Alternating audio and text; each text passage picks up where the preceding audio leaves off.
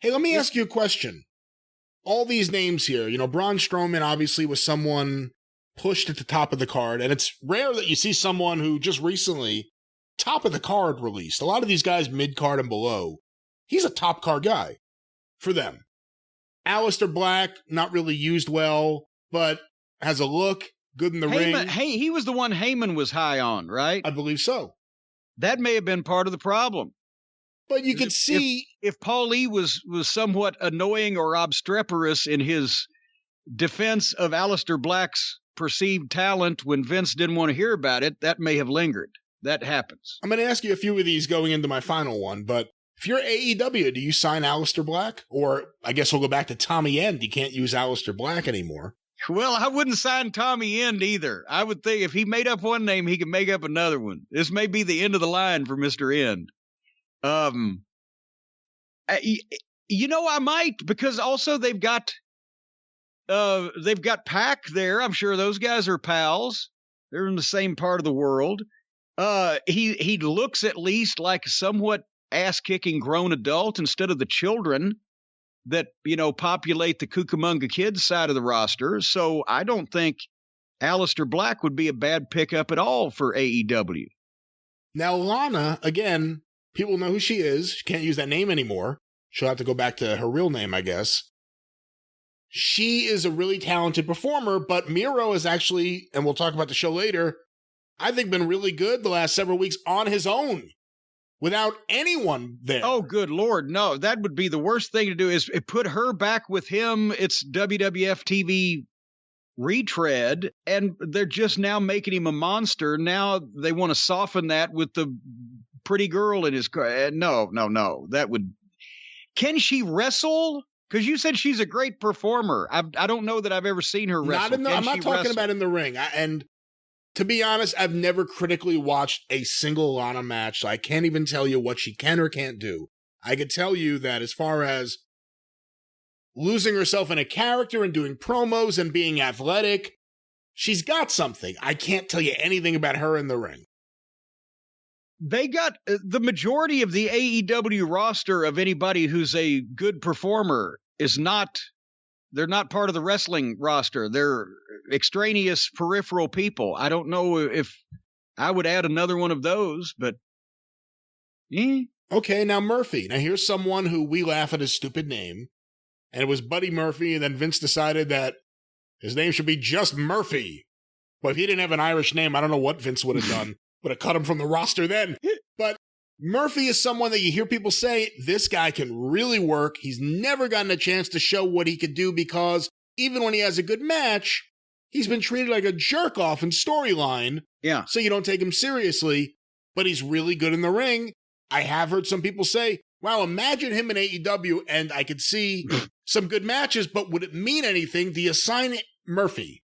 No. Or whatever his name is. No. Well, if somebody was really convinced that, boy, this guy's going to be a great talent, he could be a star in the future, he's been given the shaft the whole way, then somebody like Tony Khan with all kinds of money could sign him with the express purpose of telling him, go somewhere and figure something out. If you're bald, grow hair. If you've got hair, shave it. If you don't have hair on your face, grow it, or vice versa. Come up with a different name. Come up with a different look. Come up with a fucking gimmick that you think you can get over, that almost nobody would even recognize you as Buddy Murphy unless we told them that was you. And wherever you go and whatever you do, I'm going to pay your fucking living expenses, and then in a year and a half, come back as that person, and we will put you on television. If they just signed him now, then AEW looks like they will sign the biggest schlub that the WWE releases. That makes their fucking cast-offs as valuable as AEW's current talent roster, and it doesn't do Buddy or Murphy or whatever his name is any good, because everybody now remembers him as Buddy fucking Murphy, the fucking schlub. Should AEW have a working relationship with, I mean, I know they do to an extent, but with Impact or Ring of Honor or someone to that extent where they could say, listen, this guy's a free agent. We want to sign him, but we don't have anything for him now. No. Let him work there for a year, and then we bring him in. Well, I'm not saying it wouldn't be an idea or not to have a working relationship with those other companies, but no, not even there. I'm talking keep him off television. Because Impact, for better or worse, has a television program. So does Ring of Honor. These people need to go away, and the people that are watching those programs are the ones that are really more likely to know who Buddy Murphy is as the schlub from the WWE. And no, he needs to go away and work in fucking... I'm not saying work to make money. That's what his fucking contract is for. I'm saying go to some goddamn indie shows that they don't even report on the fucking internet. Just get in front of some people and come up with something. Don't do it on somebody else's television. Then you're practicing. You're practicing on fucking TV. And it's going to be seen on the internet. And they'll say, well, look at what Buddy Murphy's doing now. Now he's Cosmo the Clown. The second time he does that, and he looks like an idiot doing it because he ain't got that down. That's the problem, is nobody in this business can go away and hide anymore and figure something out and come up with a gimmick or change their look. Or there were guys in the territory days that did that. Numerous people did this. They would leave a territory having been one person with one look, and they would go and they would get over in some other territory with a different gimmick and go to someplace else, and they'd come back to the same place 2 or 3 years later under a different name with a different look, and the fans wouldn't even recognize them. Austin Idol.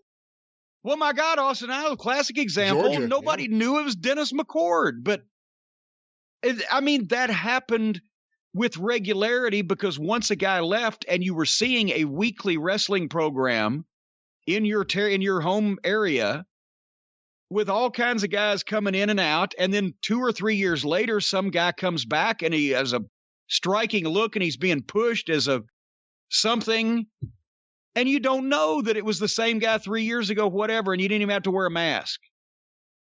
So look at nobody knew the Iron Sheik in 1979 was Ali Vaziri from 1975. We just talked about that. But that's what a guy like Buddy Murphy needs to do if he's got talent. Go somewhere, if you can afford it, and figure your shit out just in front of people. Do some fucking mud shows just to get in front of people with something that you can develop, and don't go there to have matches and please their fucking crowd, because then you'll just be doing the same shit everybody else does. Who do you want to work with that can work with you, that won't hurt you or kill you, and work on your shit? Take selected bookings where you can go and do that type of thing. And in a year and a half, you show back up with a completely different look and a completely different presentation, and nobody remembers the schlub. And of course, they'll say, oh yeah, that guy used to be Buddy Murphy a long time ago. Well, look at him now, instead of, yeah, last week that guy was Buddy Murphy and then he got fired. Look at him now. What a schlub. It's perception, for fuck's sake. What actor bombs in a really bad movie and then 3 months later you want to see his next movie already? The two other names on the list, I'm going to guess you really don't have too much to say about: Ruby Riott and Santana Garrett. I've never seen Santana Garrett. Ruby Riott was Heidi Lovelace, and if I'm not mistaken, she spent some time training with Rip Rogers. She's gotten, I think she did. She's gotten some high marks for her in-ring work. She certainly has a non-cookie cutter gimmick, presence, appearance, whatever. So, and she was in the wrestling business before they signed her. So I would think with the, dearth of competent female talent in AEW, except for Serena and Thunder Rosa, that they could use somebody like that. And she's got a fan base. People know who she is. She might be the best one out of this bunch for AEW. now that I think about it.